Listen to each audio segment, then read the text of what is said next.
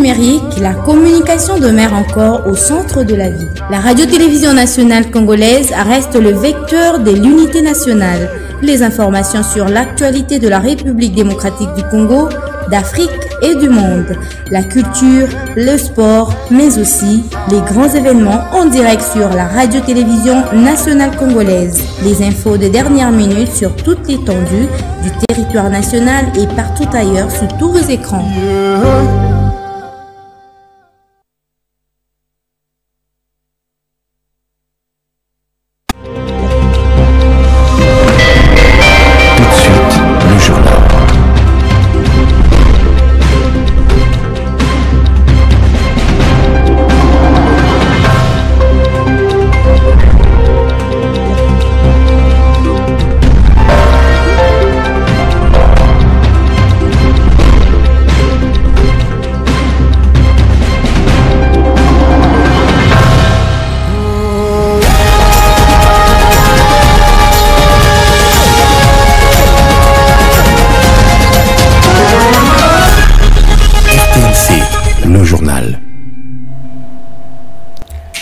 Bonjour à tous. Le gouvernement congolais dit non à l'invitation de l'ancien chef de l'État sud-africain Thabo Mbeki sur l'éventuel dialogue pour la paix dans l'Est de la République. Dans ce journal, vous suivrez la déclaration du porte-parole du gouvernement, Patrick Muyaya Katembwe.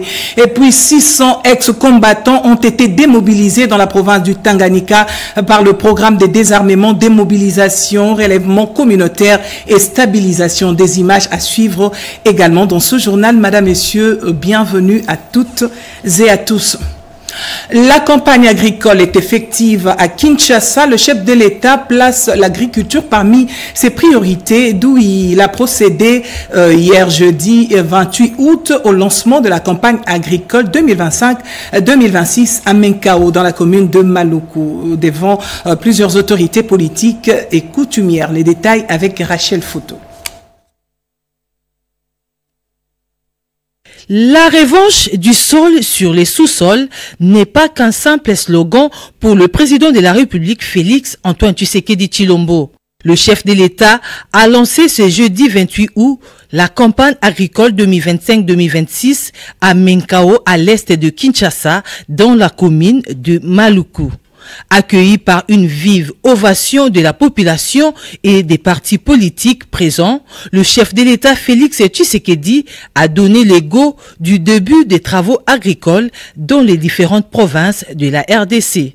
C'était en présence de plusieurs autorités tant politiques que coutumières. Monté à bord d'un engin de marque Case 125 de la société Congo Motors, l'un des partenaires de ces grands programmes, le président Félix Tshisekedi a labouré quelques arpents de terre pour lancer officiellement la campagne agricole.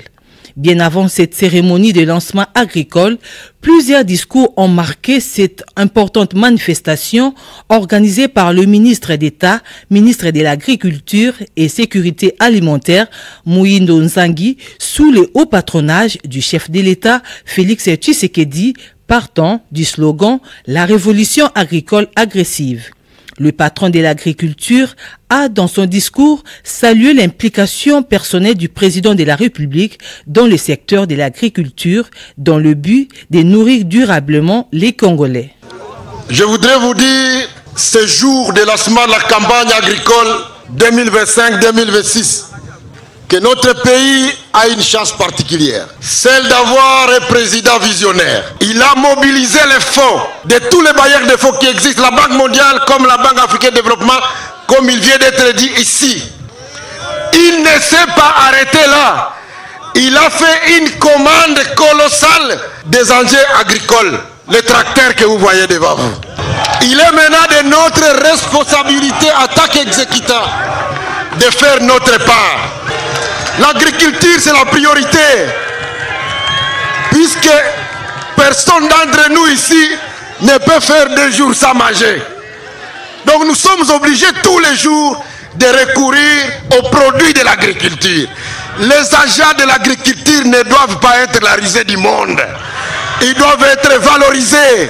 Les témoignages émouvants des agriculteurs ont également été salués par l'assistance. Nabimi premier na mbala na makie. Ferme nange zaliawa na kota kate. Mobondo.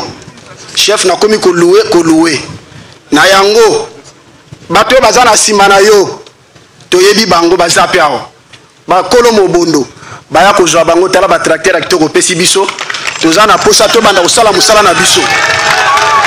Après ces lancements, devront suivre les travaux agricoles dans chacune des provinces de la RDC pour la marche de l'année 2025-2026. Le gouvernement congolais décline l'invitation de l'ancien chef de l'État sud-africain Thabo Mbeki qui, à travers sa fondation, appelait à des pourparlers entre Congolais pour la paix dans l'est du pays. Le porte-parole Patrick Mouyaya qualifie l'initiative d'inopportune et informelle avec à sa tête une personnalité, Thabo Mbeki. Il n'y a aucune autorité, ni le conseiller spécial du chef de l'État en matière de sécurité, ni le président de l'Assemblée nationale qui pourra participer à ces décisions, a-t-il déclaré. On l'écoute. C'est une main mal placée pour penser pouvoir parler ou contribuer au retour de la paix. Nous nous souvenons tous des déclarations qui ont été tenues par le président Mbeki, des déclarations malheureuses qui ont illustré une forme de méconnaissance de la crise actuelle. Quoi qu'il en soit, c'est une initiative informelle qui ne peut nullement nous intéresser, en ce sens aussi en plus que nous sommes déjà engagés dans un processus bilatéral avec le Rwanda à Washington, dans un processus avec les supplétifs, notamment dans ce qui s'est fait à Doha. Mais vous avez aussi vu que à la suite de la rencontre que le président de la République avait initiée avec d'abord dans les cadres de consultation nationale, mais aussi les discussions qu'il avait eues avec les CC-Senko, les autres confessions religieuses, toutes les confessions religieuses se sont mises ensemble et ils ont proposé une feuille de route qui n'est plus celle qui devait être de l'ECC-Senko au départ ou celle qui devait être celle de confession religieuse au départ. Donc vous voyez que nous sommes déjà engagés sur 3 pistes pour nous conduire à la paix. On n'a pas besoin de pistes supplémentaires, surtout pas par celui qui est perçu comme partisan, parce que ce sont ses propres déclarations. Et il ne faut pas oublier que la nature de la crise que nous connaissons, elle est d'abord sécuritaire, du fait de l'agression du Rwanda, et que cela est bien pris en charge par les processus de Washington et de Doha.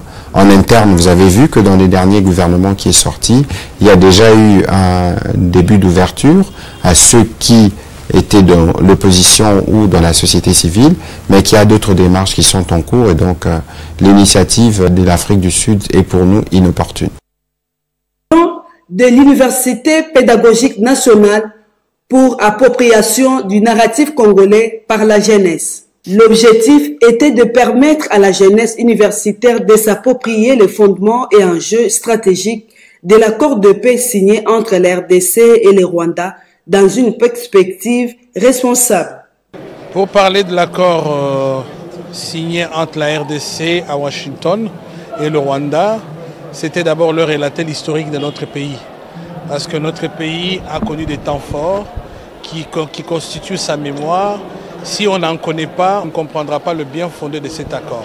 L'accord, que personne ne vienne tromper la jeunesse congolaise, l'accord consiste sur la paix. C'était devant une large assistance composée de professeurs, de membres de corps académiques. Maître José Ilunga Batubaka a par ailleurs lancé un appel fort à l'engagement citoyen aux étudiants afin d'agir après 31 ans de conflits ayant affecté le pays. Annoncé dans le titre, le gouverneur du Tanganyika a lancé officiellement le processus de démobilisation de 600 ex-combattants dans la province. Ce, dans le cadre du programme de désarmement, démobilisation, relèvement communautaire et stabilisation. Peggy Mukunda pour plus de détails. Environ 600 ex-combattants issus des groupes armés Fimbo Nafimbo, Kilima, Ngoma Pasuka et Bilosé Bichambuke viennent d'être démobilisés. La cérémonie officielle du lancement des opérations de démobilisation de ces ex-combattants par le programme de désarmement, démobilisation, relèvement communautaire et stabilisation a été présidée par le gouverneur de la province du Tanganyika, Christian Kitungwa, au village Tumbwe, est situé à une dizaine de kilomètres du sud du territoire de Kalemi. Ces derniers a rendu un vibrant hommage au chef de l'État, Félix Antoine Tshisekedi, pour son leadership et son engagement en faveur de la pacification de l'Est du pays. Pour sa part, le coordonnateur national adjoint du PRDRCS en charge des opérations, Marie-Chantal Lumba, a salué les efforts du gouvernement provincial qui travaille d'arrache-pied pour la consolidation de la paix dans les Tanganyika. Cette cérémonie solennelle n'est pas seulement un rituel institutionnel, elle constitue l'expression concrète de la volonté ferme de son Excellence Félix Antoine Tshisekedi, président de la République, chef de l'État, de restaurer la sécurité et la stabilité. Cérémonie marquée par la visite de différents stands mis en place pour les opérations de l'identification des ex-combattants jusqu'à la remise officielle du certificat d'éligibilité. Lancement de l'opération Ndobo dans la province du Kwilu. Parlons-en dans ce journal avec le vice-premier ministre, ministre de l'Intérieur, Sécurité, Affaires coutumières, qui a lancé cette opération pour traquer le Kuluna et les Mobondo qui sèment la terreur dans la région. En mission d'itinérance dans la province du Kwilu, le vice-premier ministre, ministre de l'Intérieur, Sécurité, Décentralisation et Affaires coutumières, Jacquemin Chabani-Loko, a procédé à Bandundu, chef-lieu de la province, au lancement de l'opération de la traque des délinquants urbains baptisée Opération Ndobo dans l'espace Grand Bandundu où sévit en plus le phénomène Mobondo. C'est au cours d'une parade policière au terrain du centre de formation EBICO de la PNC et en présence du gouverneur de province Philippe Akamitunandolo, du commissaire général PNC Alonga Boni, de la commissaire provinciale PNC Kwilu, Angèle Yangonga. Le patron de la sécurité en République démocratique du Congo a rappelé aux unités de la PNC leur mission régalienne, spécifiquement pour cette opération. À ce jour, de centaines de Kuluna et Mobondo ont été interpellés. D'autres courent encore ou se cachent dans la population. Notons qu'il y a peu, la PNC Kwilu a bénéficié d'un charroi automobile, notamment des véhicules communément appelés Kabasele. Une note positive à signaler, la ville de Bandundu vit dans l'inquiétude, fruit du travail de la PNC au Kwilu. L'administration militaire de l'Ituri réglemente les secteurs miniers et le commandant des opérations et gouverneur militaire de cette province demande aux exploitants de rendre compte. Les images, vous suivrez dans nos prochaines éditions. Parlons à présent de la poursuite de l'opération d'implantation de panneaux de signalisation sur les chaussées de Kinshasa et de la RDC après le rond-point Kintambo, Magasin et UPEN. La Commission nationale de prévention routière CNPR a entamé l'étape de rond-point de Zuilerie. Après le lancement de l'implantation des panneaux de signalisation routière sur les tronçons Kintambo, Magasin, UPN, route Matadi, avenue Monjiba, boulevard 30 juin jusqu'à la gare centrale, première phase de cette opération, la Commission nationale de prévention routière a entamé un autre épisode de délocalisation des arrêts aux endroits non appropriés et en même temps à l'implantation des panneaux de stationnement. Pour bienvenue, Mounia Soubi, président de la CNPR, cette initiative traduit la détermination de ces services techniques et spécialisés de l'État congolais que la CNPR a joué son rôle. Le chef de l'État a interpellé la Commission nationale de prévention routière ensemble avec le vice-premier ministre, ministre des Transports et Voies de communication pour réaliser sa mission, de faire parler la route. Chaque jour qui passe, un panneau s'ajoute sur la route. Aujourd'hui, nous venons de lancer une nouvelle phase de 1327 panneaux de signalisation consacrés essentiellement aux délocalisations des arrêts de bus, des arrêts de motos pour éviter les mauvais arrêts et les mauvais stationnements. Rond-point Huléry, dans la commune de Lingwala, est donc la première étape de cet épisode de l'opération conjointe Saint-Père, Police nationale congolaise et le ministère provincial des Transports ville de Kinshasa. Nous sommes en train d'implanter avec la Saint-Père plusieurs panneaux de signalisation pour remettre tout ce qui est trafic dans les normes. La Sainte-Père continue à produire des méthodes, mesures et stratégies pour lutter contre les embouteillages et d'autres antivaleurs sur la voie publique. Il est difficile que certains élèves retournent à l'école sans recevoir une assistance quelconque. La Fondation du Fleuve a remis un lot important de fournitures scolaires à quelques écoles de la capitale. Yvette Makuntima pour le reportage. Permettre à chaque enfant de reprendre le chemin de l'école avec le minimum de fournitures scolaires essentielles, cet objectif noble a toujours tenu à cœur la Fondation du Fleuve avec son initiateur Soulé Kauka, qui vient de procéder à la remise des fournitures scolaires à une dizaine d'écoles de la capitale. Moment unique pour encourager les enseignants qui font, selon lui, un métier noble. C'est une façon pour nous de contribuer à ce que chaque enfant connaisse ce que c'est l'éducation de base, qui est quelque chose de très très important dans la vie d'un homme, dans la vie d'un être humain. Et ici, aider ceux qui n'ont pas les moyens de s'équiper en fourniture scolaire pour pouvoir accéder à l'école. Donc nous sommes à la 7e année, je crois, consécutive de cette campagne. Nous avons commencé en 2017 ou 2018. À tous les enseignants, nous savons ce que c'est ce métier noble, ce travail de procurer aux enfants une bonne instruction, une bonne éducation. À ces messieurs et ces dames, nous disons merci et nous leur, en tout cas, jetons des fleurs de loin. 8 ans déjà dans l'appui à l'éducation de base, et cette structure n'entend pas en rester, mais faire plus pour contribuer à la consolidation de la gratuité de l'enseignement, vision constitutionnelle portée par le chef de l'État, Félix Antoine Tshisekedi Tshilombo.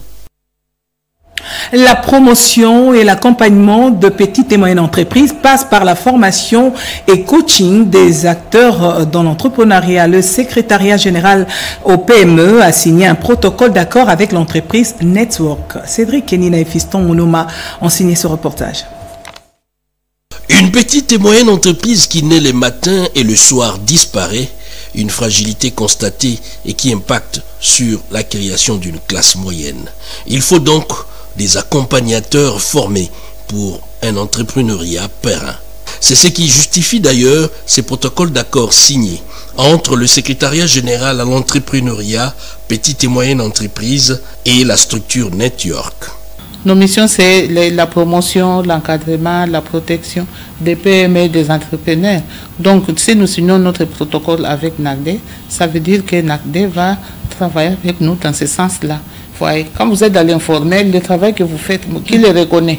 Personne ne le reconnaît. Mais quand vous venez ici, l'État reconnaît. C'est un protocole d'accord qui va nous permettre justement d'avoir une sorte de légitimité.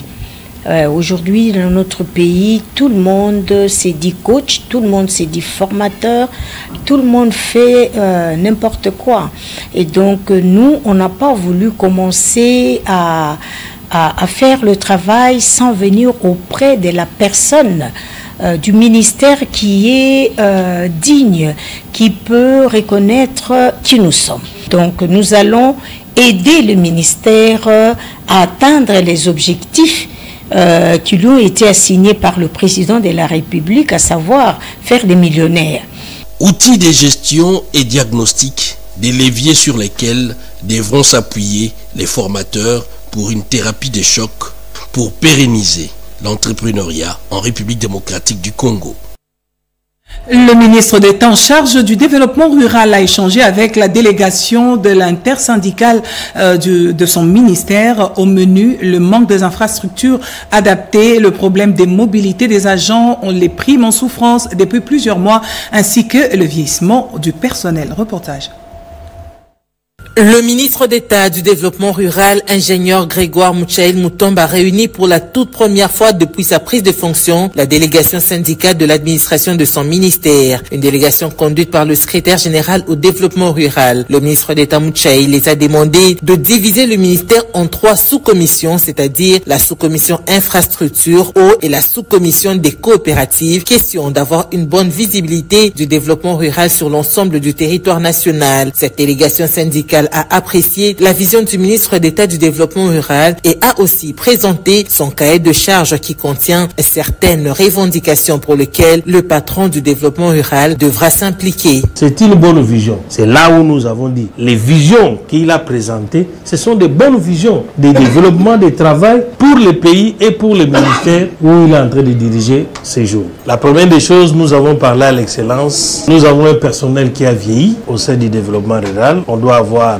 des relèves. Deuxièmement, le ministère du développement rural souffre des infrastructures pour abriter les agents et cadres pour le travail. Ils n'ont pas assez de bureaux. Il y a des primes qui sont en souffrance au développement rural. Ça fait des années. Problème de transport. Dans un autre registre, le ministre d'État Mouchaïl a reçu une délégation des investisseurs sud-africains. Ces derniers sont venus s'imprégner de la vision du développement rural du ministre d'État. Question d'intensifier la collaboration dans ce secteur. Nous sommes dans le secteur du développement rural. Dans le milieu rural, on a besoin de l'eau, on a besoin d'électricité.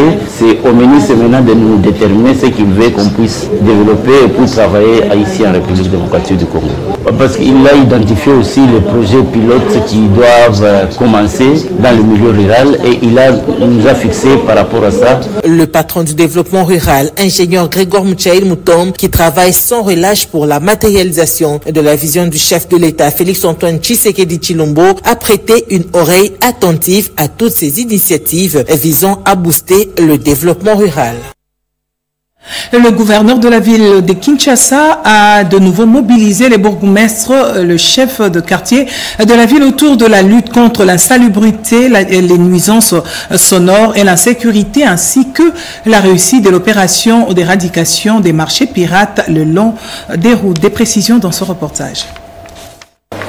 Placé sous les signes du réarmement moral, cette rencontre a permis au gouverneur de la ville de Kinshasa, Daniel Bumba-Lubaki, d'émettre un accent particulier sur l'urgence de l'action collective pour transformer la ville de Kinshasa. Au sujet de la circulation routière, le gouverneur de la ville de Kinshasa a exhorté les bourgmestres et chefs des quartiers à mettre en place des voies de déviation pour atténuer les embouteillages. Abordant la question de la restauration de l'État, notamment par les biais du métier de l'ordre public, l'autorité urbaine a préconisé la tenue régulière des comités locaux de sécurité. À ce sujet, les bourgmestres et chefs de quartier ont été invités à multiplier les descentes sur le terrain. L'autorité urbaine a également insisté sur l'implication totale des bourgmestres et chefs de quartier pour garantir les succès de l'opération Balaba les Awenzete et retour à la norme devant s'étendre dans toutes les communes. Outre l'assainissement et la salubrité, les premiers citoyens de la ville, Daniel Bumba-Lubaki, a abordé la question relative à la lutte contre les nuisances sonores et la sécurité, soulignant l'importance d'éradiquer le banditisme urbain. L'ordre public attendu comme étant la sécurité, la salubrité, mais également la tranquillité. Déjà beaucoup moins alertés ici, il y a certaines communes, il y a certains d'entre vous aussi qui m'ont alerté. Il ne faut pas faire le marché autour des écoles, il ne faut pas qu'il y ait des bars autour des écoles. Une collaboration renforcée et un partage d'informations claires ont été jugés essentiels pour garantir les succès du programme du gouverneur de la ville de Kinshasa, Kinshasa Zobunga. Ces derniers représentent une vision ambitieuse pour le développement et la modernisation de la ville de Kinshasa. En prévision de la vaccination contre la poliomyélite, le programme élargi PEV a organisé une journée d'information à l'attention de pédiatres afin d'amener les parents à faire vacciner leur enfant. Diane Balaka, Jean-Paul Moaï ont signé ce reportage. Les enfants de 0 à 5 ans vont être vaccinés contre la poliomyélite dans les 26 provinces de la RDC. Une campagne de masse ira du 28 au 30 août. C'est là afin d'améliorer la couverture vaccinale qui reste fiable à ces jours, soit 38%, face à cette situation de recrudescence constatée de cas de polio et des enfants encore 0,12. Le programme élargi des vaccinations PEV a réuni des pédiatres et des infirmiers dans une journée d'information. Objectif, les sensibiliser afin de relayer les messages aux parents pour faire vacciner leurs enfants, car ces derniers sont les personnes qui sont plus en contact direct avec les parents et leurs enfants. Clarisse Kala, la chargée de communication du PEV, a évoqué les stratégies de cette campagne. La campagne de vaccination contre la polio est une campagne qui se fait en stratégie porte à porte. Porte à porte, ça ne veut pas dire seulement dans le ménage. Donc on vaccine les enfants partout où on rencontre les enfants, dans le ménage, dans le terrain des jeux, à l'école, mais on sait que cette fois-ci, cette campagne va être organisée pendant les vacances. La rentrée scolaire n'est pas encore commencée. Les pédiatres et infirmiers n'ont pas manqué d'insister sur l'importance de la vaccination contre cette maladie dévastatrice qui rend l'enfant infirme toute sa vie. Toutefois, l'importance de la vaccination de routine a aussi été démontrée, gage de la survie de l'enfant. Le gouverneur de la province du Kwilu a procédé au lancement de la campagne de vaccination contre la poliomyélite dans le Bandundu-ville des enfants de 0 à 5 ans dans les 24 zones du Kwilu. Les enfants de la province du Kwilu, âgés de 0 à 59 mois, vont dans le cadre de la couverture santé universelle, programme cher au président de la République Félix Antoine Tshisekedi Tshilombo, bénéficier du vaccin contre le poliovirus sauvage qui rend infirme pour la vie. C'est dans ce cadre que le gouverneur de la province du Kwilu, le docteur Philippe Akamitunandolo, a personnellement lancé à Bandundu-ville la campagne de vaccination contre la poliomyélite à travers les 24 zones de santé où quelques cas de résurgence ont été notifiés. C'est avec responsabilité et engagement que je prends la parole au jour d'aujourd'hui, marquant le lancement officiel de la campagne de vaccination contre la poliomyélite dans notre province. Voilà pourquoi cette campagne revêt une importance capitale dans le but de protéger et de sauver tous les enfants de 0 à 5 ans sans exception. Je déclare lancer la campagne de vaccination contre la poliomyélite dans la province du Kwilu. Je vous remercie. Les équipes de vaccinateurs feront le porte-à-porte afin de couvrir à 100% la population cible. Les cliniques universitaires de la Chopo, dotées de nouvelles matériels, un geste signé par le ministre de Finances Doudou Fwamba à travers sa structure qui porte son nom, un ouf de soulagement pour les malades dans cette partie du pays. Les cliniques universitaires de Kisangani et 5 autres hôpitaux généraux de référence de la Chopo viennent de s'enrichir en matériels médicaux. Véritable ouf de soulagement pour les patients, ce lot de matériel est constitué de 100 matelas pour chaque structure citée, des médicaments, un appareil d'anesthésie pour les cliniques universitaires et autres équipements. Cette action socio-sanitaire porte la signature de la structure de Doudou Fwamba. Pour sa part, le médecin directeur adjoint des cliniques universitaires de Kisangani, le docteur Junior Ntoro, ces matériels seront utilisés pour les étudiants de la faculté de médecine pour bien concilier la théorie et la pratique. Nous vous rassurons et toute la communauté aussi que cet outil ne sera pas seulement utilisé pour les malades, mais aussi pour les étudiants en médecine, des instituts techniques et médicaux et aussi des élèves de l'ITEM. La couverture santé universelle, telle que voulue par les chefs de l'État, se voit matérialisée à travers le geste posé par le ministre Doudou Fwamba, a déclaré Dr Martin Abema. Imaginez un instant de détresse dans un lieu non équipé médicalement, l'angoisse d'un personnel soignant qui ne peut sauver sa communauté. Ceci entre dans le cadre de soutenir la vision du chef de l'État. La couverture santé est universelle. Cette offre, faite par l'excellence Doudou Fwamba Likonde Liboutaï, répondant aux besoins de tous. Signalons que d'autres activités du genre sont prévues dans certaines provinces à travers le pays avec la générosité du ministre Doudou Fwamba. Les agents et cadres de la fonction publique du Sud-Ubangui identifiés dans le fichier FRAPP prennent part à l'opération de validation de listes enregistrées. La modernisation de l'administration publique et l'innovation des services publics de l'État, telle qu'impulsée par le président de la République de l'État, son Excellence Félix Antoine Tshisekedi Tshilombo, est le cheval de bataille du vice-premier ministre, ministre de la fonction publique Jean-Pierre Liaou Eboua. Voilà qui justifie la cérémonie de lancement officiel de l'opération de validation des listes de cadres et agents de l'État identifiés dans le fichier de FRAPP de la province du Sud-Ubangui par une délégation du secrétariat général de la fonction publique conduite par M. Trésor Ebondo Mwepu. Dans son mot de bienvenue, devant la délégation venue de Kinshasa en présence de tous les chefs de division de l'administration publique du Sud-Ubangui, le chef de division provinciale de la fonction publique Bouloumou Waza Jean Clément a rendu ses hommages au chef de l'État Félix Antoine Tshisekedi Tshilombo pour sa vision parfaite de développement de l'administration publique avant d'exprimer sa gratitude au VPM Liaou Eboua, considéré à juste titre comme le sauveur de la fonction publique. Prenons la parole avant de lancer officiellement l'opération de validation des listes des cadres et agents de l'État identifiés dans le fichier de FRAPP de la province du Sud-Ubangui. Le chef de la délégation, Trésor Ebondo, a souligné que cela s'inscrit dans la logique de la modernisation et innovation de l'administration publique. Un nouvel espoir dans les négociations de Doha, le salaire des enseignants de Gouaka dans le territoire de Boudjala au sud du Bangui volé. Ces quelques titres constituent l'ossature de la revue de presse dans une sélection et présentation de Jean-Pierre Ndolo Demazou et Jires Tofunje.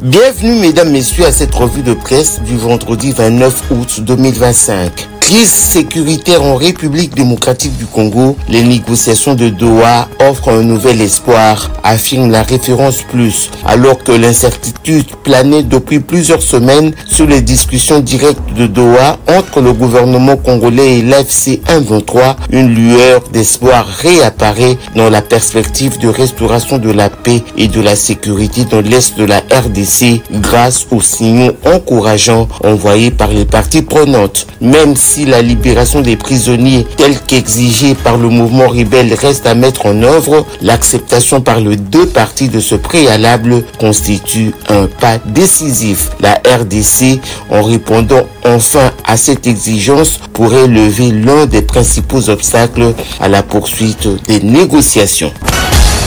Crise sécuritaire dans le Congo central, Boma, la population s'en prend aux forces de l'ordre, révèle la prospérité. Le ciel était assombri des fumées noires et la population plongée dans un traumatisme le jeudi 28 août 2025 dans la ville portuaire et historique de Boma, dans la province du Congo central. La population s'en est prise à la police qu'elle a accusée de complicité avec les braqueurs dans les crimes commis depuis plus de 6 mois dans cette ville. Les pertes en vies humaines et d'importants dégâts matériels ont été signalés, en plus des arrestations dans le camp de la population.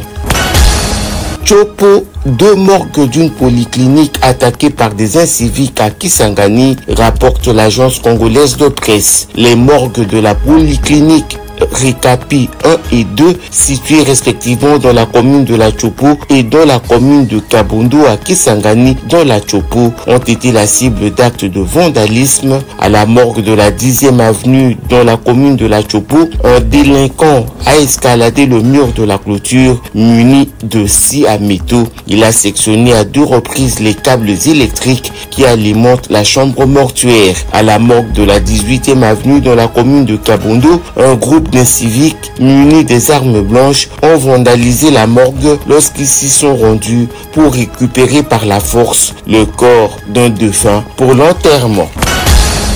RDC, le député Mbungani exige une enquête après le vol de 708 millions de CDF destinés à la paix des enseignants de Boudjala, clame Chronique Éco. Après le vol de 708 millions de francs congolais, soit 95% de l'enveloppe salariale destinée à la paix des enseignants de Gouaka dans le territoire de Boudjala en province du Sud Kivu, le député national et élu de cette partie du pays, Jean-Jacques Mbungani, exige une enquête afin d'identifier les coupables et établir les responsabilités. Et puis ces communiqués de la Régie des eaux SA, direction régionale de Kinshasa Est, informe ses abonnés de la ville Kinshasa desservie par son usine de traitement d'eau potable de Njili qu'un arrêt sera observé ce samedi 30 août 2025 à partir de 8 heures jusqu'à la fin de travaux. Cet arrêt fait suite aux travaux de réparation de bâtard d'eau du barrage de son captage d'eau brute sur la rivière Njili, ouvrage endommagé lors de dernières pluies diluviennes survenues au mois d'avril dernier et de pose d'une vanne murale d'isolement de décantateur du module 3 par l'entreprise tchèque. Par conséquent, une interruption sera observée dans la fourniture d'eau potable dans les communes et quartiers ci-après: Njili, Massina, Kimbanseke, Kisenso, Matete, Limete, Lemba, Makala, Kinshasa, Barumbu, Lingwala, Selembao, Bumbu, Ngiringiri, quartier Salongo, Rigini, Livulu, Unikine, Gombe, quartier Basoko, Matonge, Kauka, Yolo, Kimbangu et Mombele. La Régie des eaux SA prie les abonnés concernés de bien vouloir se constituer de réserves d'eau et de l'excuser plutôt pour ces désagréments. Elle rassure du rétablissement de la desserte aussitôt la fin de travaux faits à Kinshasa le 28 août 2025. Voilà, madame, monsieur, qui boucle complètement ce journal coordonné par Pati Tondouangou, réalisé par Ramadan Poki, Chimène Dondo, assisté de Papi Vouélé, Étienne Lula, Joseph Nzenzo. Nous disons merci également à Blandine Mangwao de l'avoir rédigé. L'actualité reste en continu sur nos antennes. Excellente suite de programme à toutes et à tous. Au revoir.